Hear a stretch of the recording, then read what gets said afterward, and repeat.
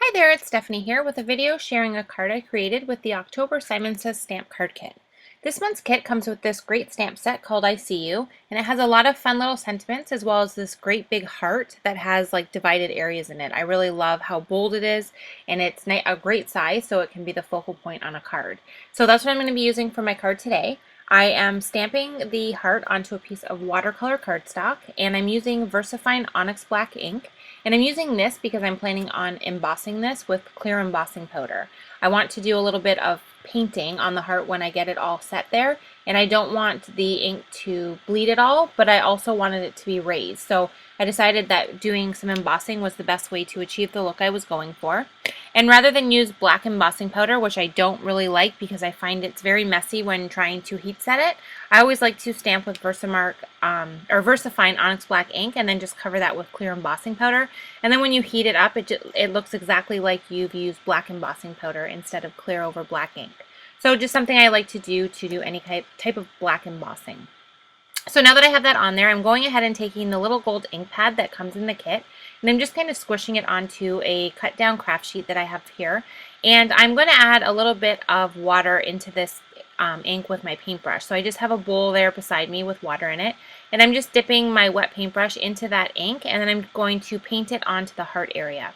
And this would work too if you don't want to use water. You can just apply the ink directly to the heart area.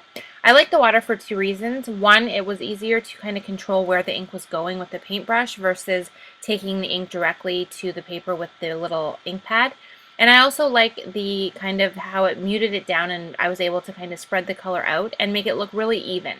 So, and then as you can see as I'm painting along there, the embossed lines are completely resisting it. So you still really see the definition and the outline of that heart image, but you have this great gold glittery ink in the inside, and I just think it looks really awesome with it all dried there.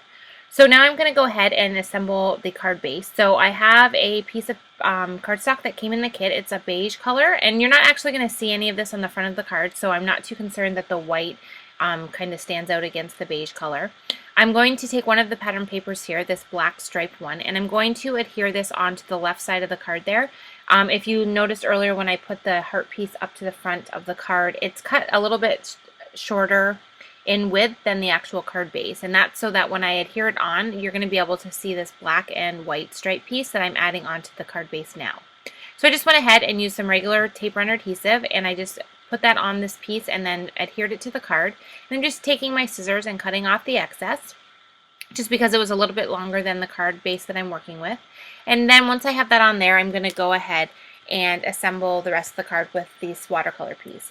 Now, since I did use water on it and I did some embossing, it did warp a little bit, so I made sure to apply quite a bit of adhesive onto the back of it, which will just ensure that it's really stuck down and stays flat on the card. Now in the kit you also get these great little journaling type cards. There's a lot of great designs, there's a lot of gold mixed in, and just different punch outs and stuff from some of the pieces. So as you can see here, this little butterfly kind of pops out of this little card here, and all I want to use is the butterfly. I like the pattern that's on the back of it. So I decided just to punch that out, and then I'm going to get my sentiment area ready, and then this butterfly is going to adhere on top of that. So I just took one of the little sentiments from the stamp set. This is the word hello, and I am going to stamp this onto a piece of black cardstock with Versamark ink, and then I'm going to go ahead and heat set this with white embossing powder.